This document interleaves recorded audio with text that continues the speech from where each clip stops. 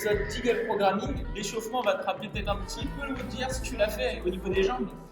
On a un Bring Sally Up, la musique, vous pouvez la retrouver sur Spotify, sur YouTube. Ici, position de front squat, quand ça dit down en bas, quand ça dit up en haut, apprends l'anglais avec littéraire. Ici, Bring Sally Down, je descends. Bring Sally Up, je remonte. Vous allez voir dans la musique, il y a des petites fentes de temps en temps. Ça dit down, ça chante, mais ça dit pas up. On doit rester en bas, vous attendez le up et ensuite vous redressez. Essayez de rester propre malgré la fatigue. Vous allez voir, la chanson est loin d'être évidente à tenir. Vous allez bien sentir vos jambes, vous serez bien échauffé pour la suite.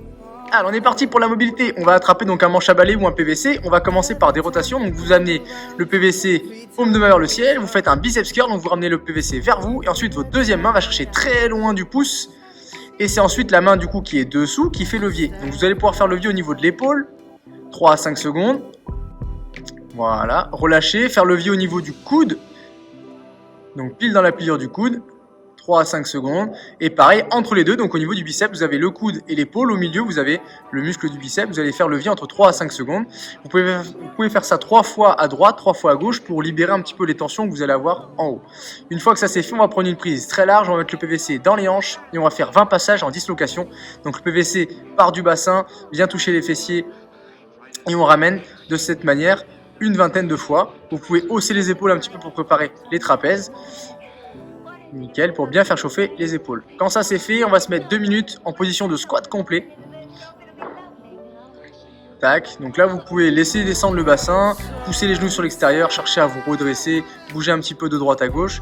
Essayez vraiment de libérer la position pendant 2 minutes, histoire de préparer les hanches à descendre. Une fois que ça c'est fait, on se mettra à genoux et on terminera par les poignets, les fameux. Donc à genoux, je vais pouvoir pétrir le sol, paume de main dans tous les sens, de plus en plus fort pour amener un peu plus de pression au niveau de l'articulation. Pareil sur le dos de la main. Prenez le temps, 2-3 minutes, de bien déverrouiller cette petite articulation qui peut parfois vous faire très très mal.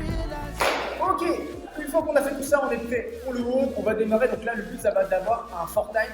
Vous allez avoir des fenêtres de 3 minutes. Donc vous avez à chaque fois 3 minutes pour aller le plus vite possible, notamment sur la partie burpees pour mettre vraiment de l'intensité. Vous avez 3 minutes pour faire 15 bobars, donc burpees devant the bar, de phase, de profil, de 3 quarts comme vous voulez. Quand je suis au sol, je m'allonge, je me relève, je saute les 2 pieds en même temps. Donc que ça soit au-dessus de la barre, au-dessus de la kettlebell, au-dessus de l'haltère par rapport à ce que vous avez à la maison, ça marche pareil. J'en ai 15 à faire. Une fois que j'ai fait ça 15 fois, je vais avoir 3 power clean à faire. Donc n'oubliez pas, main largeur de hanche, le pouce sous les doigts, la barre part du sol, je me grandis, bras tendus, j'efface le genou, donc je recule les genoux légèrement. Une fois que j'arrive à la cuisse, là je vais accélérer pour passer sous la barre. Je vais faire en sorte que mon bassin, d'accord, que mes fesses arrivent plus hautes que la hauteur des genoux avant de finir pour remonter, d'accord. Donc je fais 3 power clean, une fois que j'ai fait ça, je garde là 3 front squat. Ok, 3 plus 3. Vous avez 3 minutes pour faire ça, le reste du temps c'est votre récup. L'objectif c'est qu'à chaque tour, vous montiez en charge. Donc je ne sais pas, peut-être premier tour vous commencez à 50 kg, j'en sais rien. Deuxième tour 60, 70, etc. pour monter en charge.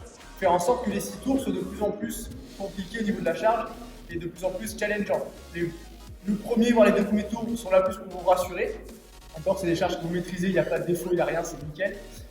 Le 3e, 4e tour commence à être compliqué. Le 5e, 6e tour sont censés être durs sur la barre. Ça peut prendre beaucoup de concentration, beaucoup de technique, beaucoup d'efforts. D'accord. Envoyez le maximum de gaz sur les bobards pour derrière avoir le maximum de temps à déployer sur la technique, sur l'haltéro. Ok, logiquement après celui d'hier et celui d'aujourd'hui, tu devrais avoir des bonnes sensations au niveau des jambes.